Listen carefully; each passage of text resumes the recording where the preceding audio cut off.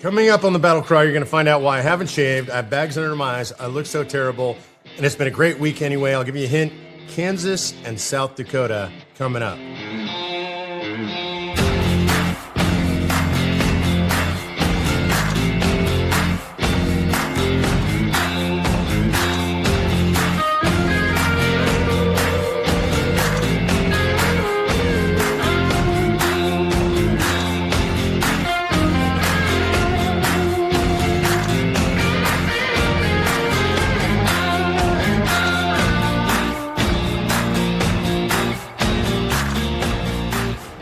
Hey guys, Mark Meckler here. Welcome to the Sunday Night Battle Cry with your host, Mark Meckler. I'm excited to be here.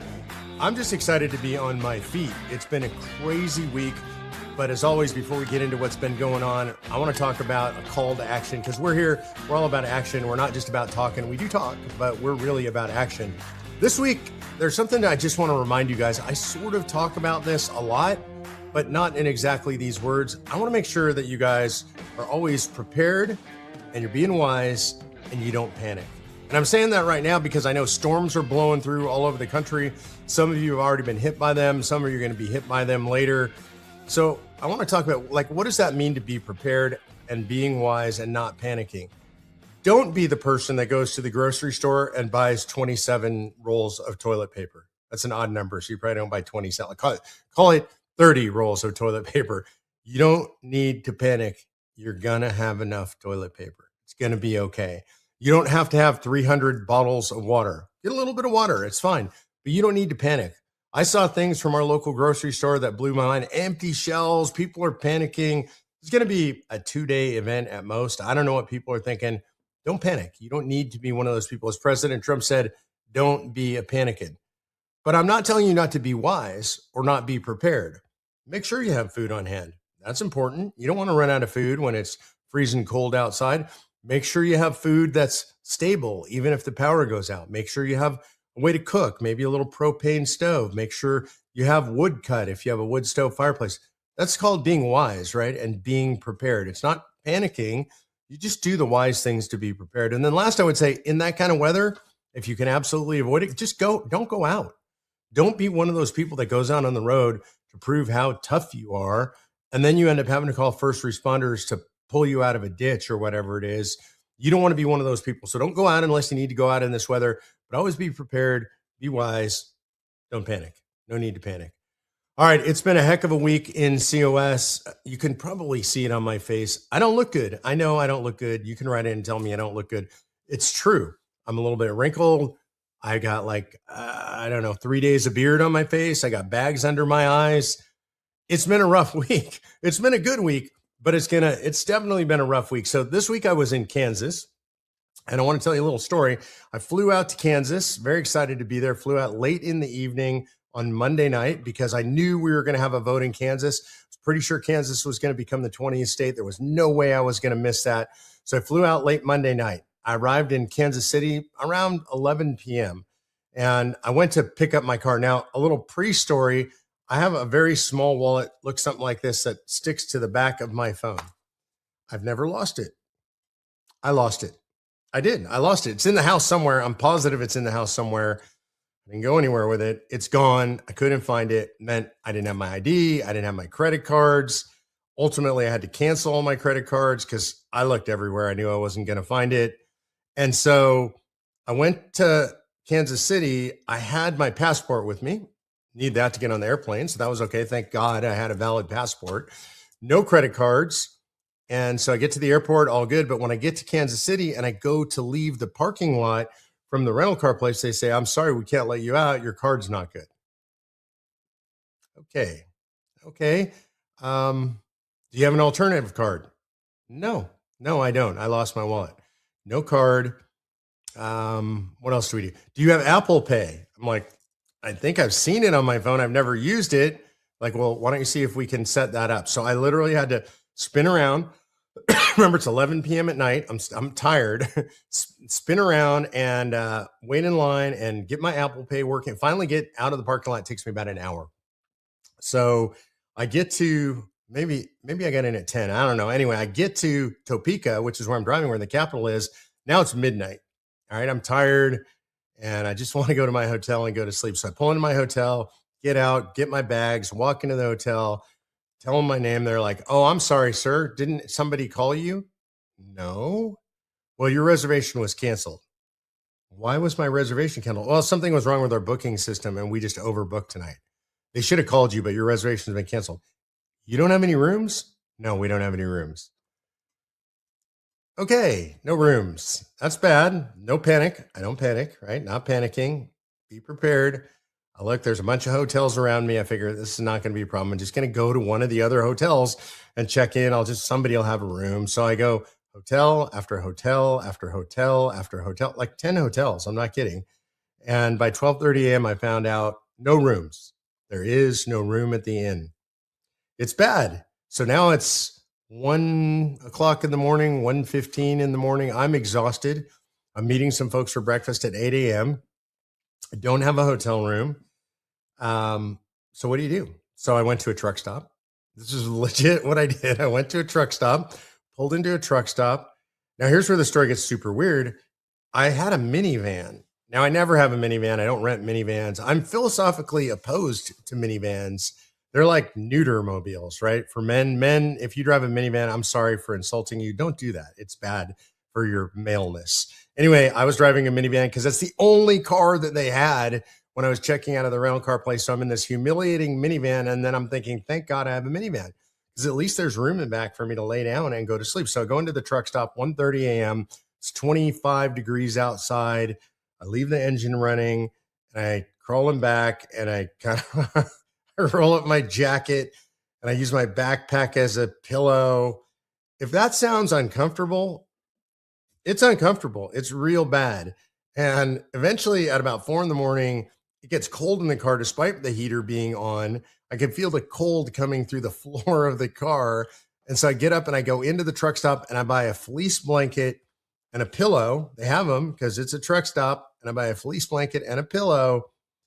You're probably thinking, this sounds like a fake story. It's over the top. Producer G, can you throw up the photograph? I just had to do a photograph of this just so that you can see. That's my view. That's my fancy fleece blanket over my legs. You can see the dash all lit up. That's the luxury accommodations of the president of a convention of states when he's on the road. Parked at a truck stop, like laughing because it's so pathetic. If I don't laugh, I'm going to cry.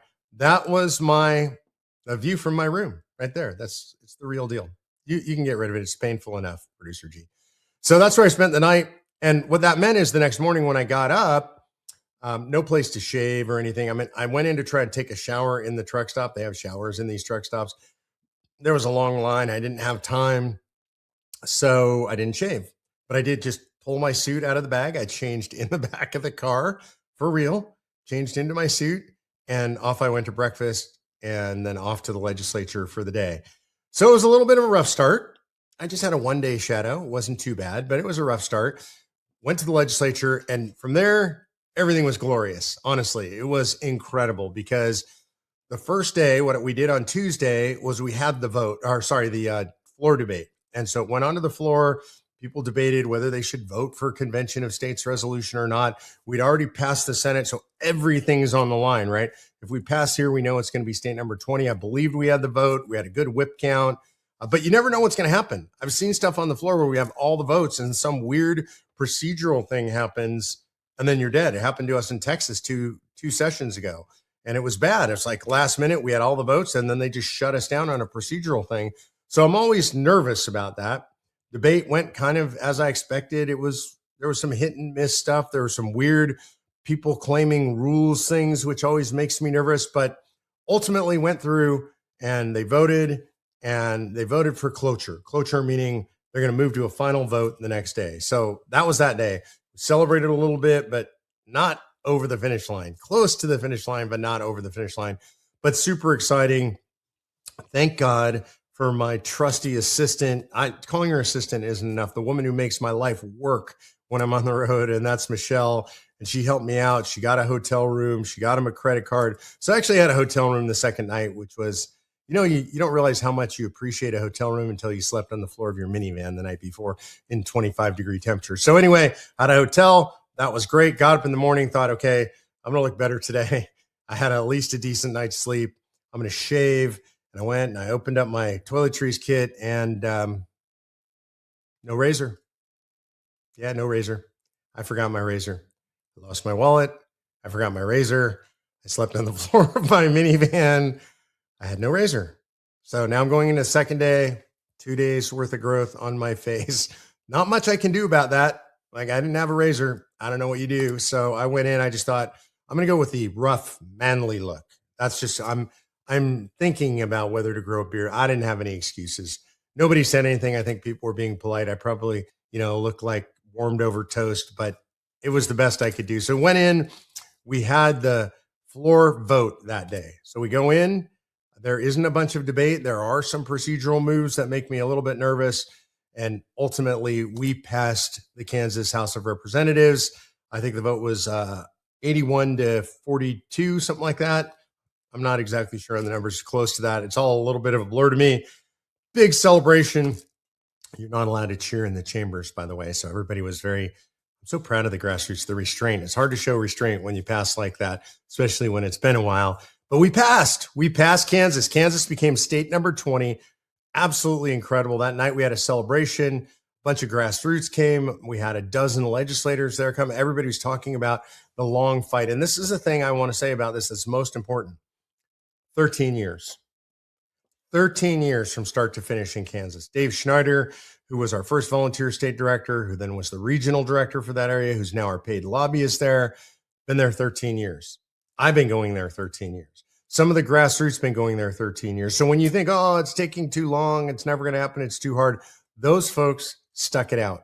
They were not the summer soldiers and sunshine patriots. These are folks in the depth of winter stuck it out. These were people of spirit, people of courage, people of tenacity.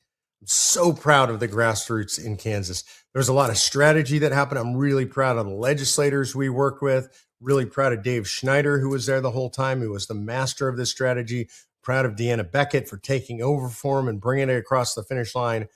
It was absolutely, I don't even know how to describe it, invigorating, exciting, incredible, inspiring. We gave out 2 of our Challenge Coin Awards to volunteers who've been there for a long time, doing a great job. Just an incredible night. It was so good. So then I left there, got back in my car, and I drove back to Kansas City because I had a flight out early the next morning. And I got into Kansas City, went to the airport, and went to sleep in my hotel, exhausted but satisfied, and knowing that the next day I would fly out super early. And then that morning, we would have the South Dakota Senate committee vote. Okay, so we go from Kansas City and Topeka, where we pass, to South Dakota for the next fight. And it looks good in that Senate committee. In fact, it looked great in that Senate committee. And I don't know if you got a chance to watch it. If you didn't, you should. It was incredible. We watched it online, live. Rick Santorum did his usual masterful job. I love that. I don't need to be there. He's so good. Our grassroots, including Shirley Meyer, our state director, were fantastic as always. So proud of those folks. South Dakota, it's freezing cold. They come early in the morning. They flood these committee hearings. They say all the right stuff. And it was an 8-1 victory in committee. By the way, we've been blown out in that committee multiple times. This time we won 8-1. The tide is turning.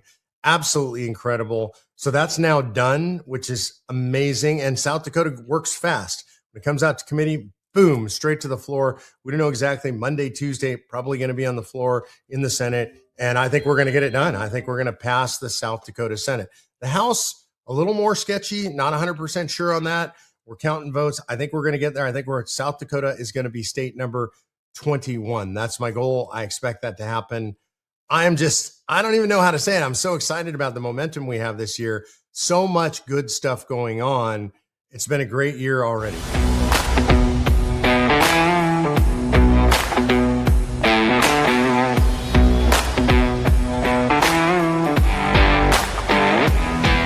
All right, so that's the world according to Convention of States. Now let's go more broadly in the world. Let's talk about the world according to Donald Trump.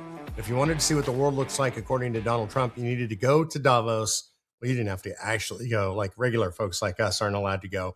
But you need to be Donald Trump or go with the media with Donald Trump to Davos and watch what he said to the world. and he took command. And I love it because he's going into the lion's den. He just walks straight in there. Only difference is he's like 10 times the lion that any of these people are. He's 10 times the lion that they are all combined together. And he goes in there and he just tells the world how it's going to be. And he tells the world that America's back, and it is America first, but that doesn't mean America alone, because honestly, when America does well in the world, and he laid this out nicely, the whole world does better. And I think that's absolutely true. And I love the way he laid it out, and I thought he was masterful. Like, I don't think that Donald Trump is the best speech maker in the world. I'm not going to say that. He's not Mr. Inspiring Speaker. But what he does is he's a plain speaker, and he says it to them like it is, and they usually don't like it. You know, it's a lot of European elites, and they just hate when people talk straight. They want to be all highbrow. He's not like that. And he laid out how it was going to be. And I think he did a fantastic job of that. And I think he set the tone perfectly there. You had Gavin Newsom there trying to nip at the president's heels and get some attention. You had Treasury Secretary Bessent was there, and I think he did a fantastic job. I thought Trump and his whole team did a fantastic job in Davos. And if you listen to what Trump said, if you haven't watched that speech, you're going to see what he plans for the world. And that is America first, but not America alone. When America's first, the world does best. So I love that. Sort of the sideshow there, might have even been kind of the main act, was all about Greenland. And this is one of those, for me, the don't panic things. Like, people are like, oh my God, Trump's saying he's going to take Greenland. It's so terrifying, and he's completely out of control, and he's not ruling out military action. We're going to invade Greenland. Stop. Just don't panic. Like, if you panic over that stuff, if that stuff drives you crazy, like, where have you been since Trump came on the political scene? Have you ever read his book on the art of the deal? If not, you probably should, because you'll understand a lot of what Trump's doing. The funniest thing to me is that our foes, the people he's negotiating against, I'm sure they've read the book. It tells them exactly what he's doing, and yet he does it, and they react, and he wins. And what he's doing is he's staking out an outrageous claim to start. I'm going to take Greenland. We're going to take Greenland no matter what. We don't care what you want. Well, I'm not ruling out military action. Greenland belongs to us no matter what. There's nothing you can do about it. It's just the way it is. We're going to tariff you if you don't support us. Like, it's outrageous. I understand that stuff's outrageous. I listen to it. I think, well, that's pretty outrageous, but I don't panic, because I always know, well, I know what Donald Trump's doing. He's staking out the outrageous territory, and he's freaking his opponents out. And then they all reveal their hands. They panic. They freak out. He sees where they really are. And then he moves them to what is his real position, which is generally pretty reasonable. America first, but not America alone. And he gets exactly what he wants. And if he started with exactly what he wanted, and he sounded more reasonable, and he didn't make outrageous demands, and he wasn't bombastic, he would say what he really wanted, and then he would have to back off of that. And he's not going to do that, because his advantage is he's willing to say and do the outrageous things. And so it's amazing to me that his opponents don't understand this. It's amazing to me that the media doesn't understand this. It's amazing to me that even a whole bunch of people on the right don't understand this. They're not paying attention. I say, don't panic. Just let him cook. When you let that guy cook, when you let him be in the kitchen and do what he's doing, not always, but almost always, it works out pretty well. I'm impressed with that. All right, now I'm going to say something that might be completely the contrary to that. I never said I'm entirely consistent. Sorry. And that is, I'm looking at the Middle East right now, and they've named this Board of Peace. I don't even love the name. Trump says it's the greatest board in history, the most prestigious board. It's not, but this is what he's saying. It's the big claims, right? This normal strategy. I don't like the people that he's put on this board, because these are the people who are supposed to oversee peace in Gaza. One thing is they say Hamas is going to be allowed to exist as a political entity. Wait, what? Hamas, the same group that broke through the fence and killed 1,200 Israelis, took 250 hostage, including Americans, the barbarians that we watch do this on video, the barbarians who hide behind their own population and use them as human shields, the barbarians who shoot their own people if they just want to be free. Those barbarians, he's going to let them be a political power in Gaza. I think that's just a terrible idea. Now, maybe I'm wrong. Maybe I'm letting him cook. I should let him do what he wants to do. Of course, I have no power. He doesn't listen to anything I say, and as he shouldn't. And so maybe I'm wrong about this. But we've got the Qataris on there who supported Hamas and Hezbollah. We've got other Arab states on there that supported them. We have Turkey on there, Erdogan, who is a radical Islamist who just took over Syria. I don't understand this port of peace. I'm not in love with it. I'll be honest with you. But again, I'm going to say what I said previously, which is even though I don't like the smell of what's going on in the kitchen right now, I'm not drawing a judgment. I'm going to say let him cook, and we'll see what comes out of it. He probably has a better plan than I do. So my plan, frankly, would just be wipe out Hamas, raise the place, take all those people who live there and send them to other countries where they are ethnically and more ideologically aligned. Don't send them here. Don't leave them there. Obviously, that's not happening. So we'll see what Trump does as he cooks in the Middle East. Back here at home, the fake news, well, they just keep faking, right? That's what they do. They're fake news, so they're faking. And this week, the big fake story from the big fake news was big bad ICE went in and they arrested a 5-year-old boy. It's brutal. Can you imagine arresting a 5-year-old child?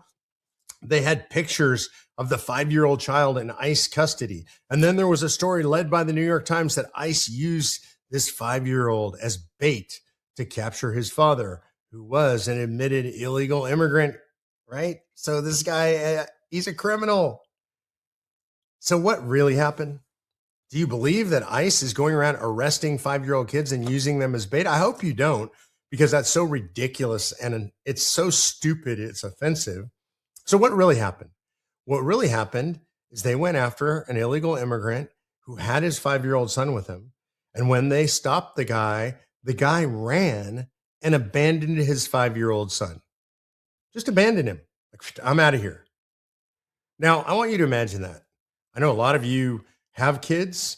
Maybe some of you have 5-year-olds. You've had kids. You have 5-year-old grandkids. I can't imagine under any circumstances running away from law enforcement and just leaving my 5-year-old kid there. I mean, what kind of a father would do that to their child? That's horrifying, in my opinion. So then ICE absolutely at that point had custody of that 5-year-old child. And people are screaming about a 5-year-old child. What were they supposed to do? All right, son, your dad ran away. Best of luck finding your way in the world now, because you're all alone. He's gone. We're out of here. Good luck to you. It's so ridiculous. Of course, they're going to take custody of the child. By the way, they tried to turn the child over to his mother, and the mother refused. He did. The mother refused. They tried to turn the child over to his mother, and the mother refused to take custody of the child. So that's how this whole thing came down. It's not that they went after the child. It's not that they used the child as bait or anything like that. It's that the father ran away. So that's the real story. Fake news. Have they revealed that that's the real story? Have they admitted that that's the real story? No, of course they haven't. Because what they do is they lie. And when they get caught in the lie, they just don't admit that it's a lie. And they just then move on to the next lie. They just generally at that point, they stop focusing on that lie. If they're asked about it, they'll still lie, but they generally just stop focusing on it because it's not inflammatory anymore because it's been diffused, and they just move on to the next lie. Trust me, there will be another story and there will be another lie, because that's what the fake news does.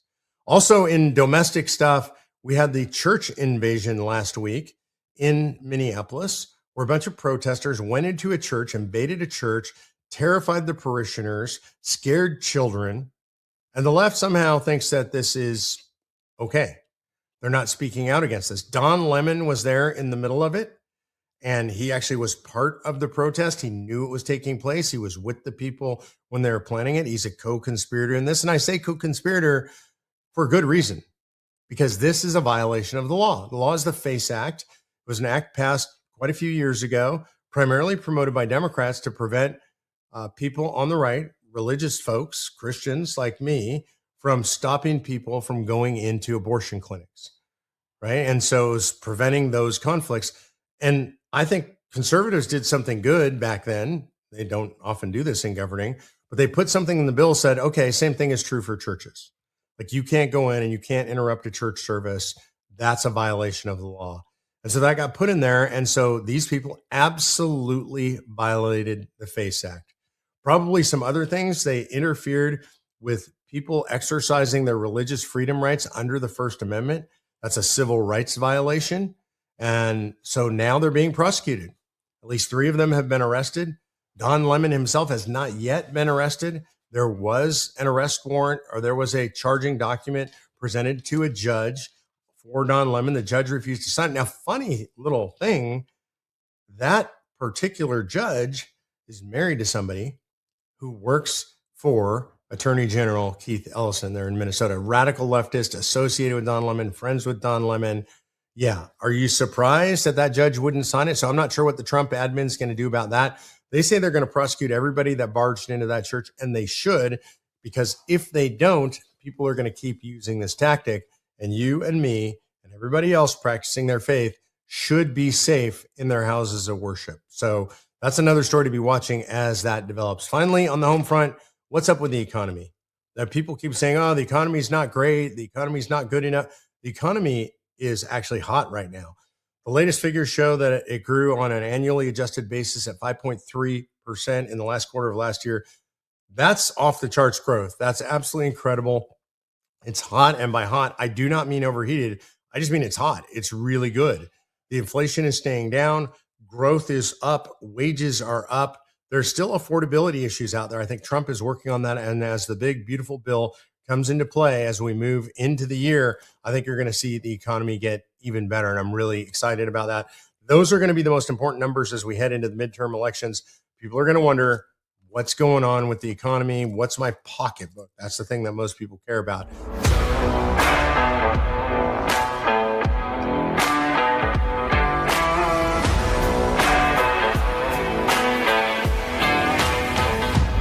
I want to remind you, Kansas was state number 20, but that doesn't mean we're slowing down. We're not like, oh, 20, now we rest. If you look across the country, we've got leaders in every state calling on patriots to help pass the Convention of States. Why? Because it's the only constitutional solution to rein in Congress, restore federalism, and protect our freedoms. Term limits, balanced budget, take power away from the federal government. I don't know anything else that will solve the problems like this will. And we need you. Your support today helps us to push the effort across the line in the 21st state, probably South Dakota, North Carolina coming up, Ohio coming up, potentially Pennsylvania, New Hampshire, Idaho, Iowa. And there's just a whole bunch coming up all the way to 34 states. But we need your help to do that. If you go to conventionofstates.com/Kansas20, conventionofstates.com/Kansas20, you can donate. You can help us. Your gift is going to help us mobilize the grassroots in the targeted states. Going to help us advance constitutional amendments that impose fiscal restraints and term limits and support the growing nationwide movement to restore self-government. The question isn't whether we're going to call a convention of states, but when. How fast can we get it done? With your help, we're going to pass that COS resolution in 34 states quickly. We're going to make history. Your generous donation supports the effort. Go to conventionofstates.com/Kansas20. Also, don't forget, as always, every week, like the video, hit subscribe, ring the bell, yell out your window, whatever you got to do. You don't want to miss the next battle cry. Also, sign the open letter to Trump. We're doing incredible on that. Conventionofstates.com/Trump. We want Trump all in. He's already posted about it. We want him posting about it regularly. Also, you can also always ask me anything you want. And you can do that by going to conventionofstates.com/askmark. And that's what we're going to hit right now. We're going to go to the questions, my favorite part. Chuck first asks, has the District of Columbia exceeded its service life as the nation's capital? Maybe. That's possible.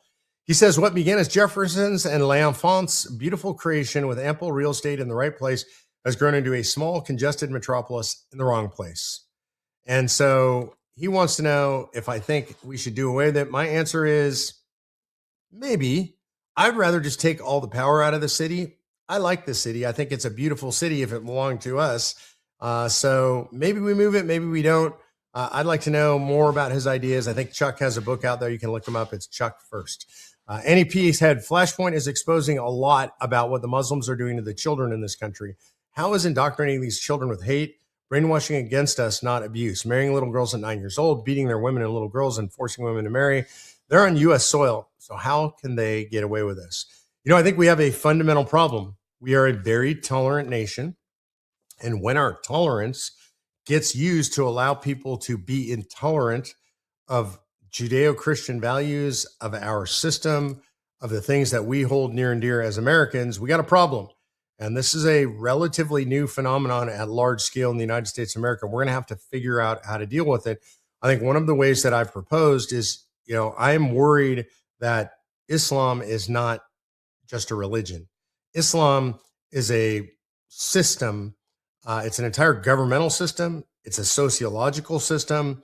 It's not just about a relationship between people and their God. It's an entire system intended to be imposed on an entire country and ultimately on the entire world. And I think we're probably going to have to recategorize Islam as outside of First Amendment religious freedom protections in the United States of America, because it is, as far as I can tell, and I've not heard anybody make a good counter argument, incompatible. It's incompatible with Western civilization. It's incompatible with Americanism. It's incompatible with America First. It's incompatible with our constitutional ideas. So I think we're going to have to take a serious look at how we look at Islam from a legal perspective. I just don't know how else to deal with that problem. It's a serious problem. Flashpoint's looking at it seriously. I'm hearing a lot more people look at it seriously. And we're just going to have to be creative in how we deal with it, because we've never dealt with this kind of problem inside the United States of America. Hey, again, I want to remind you of what our battle cry is this week, what I'm asking you to do. I'm asking you to be prepared, be wise, stay calm. In the face of whatever impending disaster, whether it's news-wise, whether it's weather, whether it's in your own life, be calm, be wise, and be prepared. God bless you guys. I appreciate you. We'll see you next week on the Battle Cry, hopefully with more great news about South Dakota.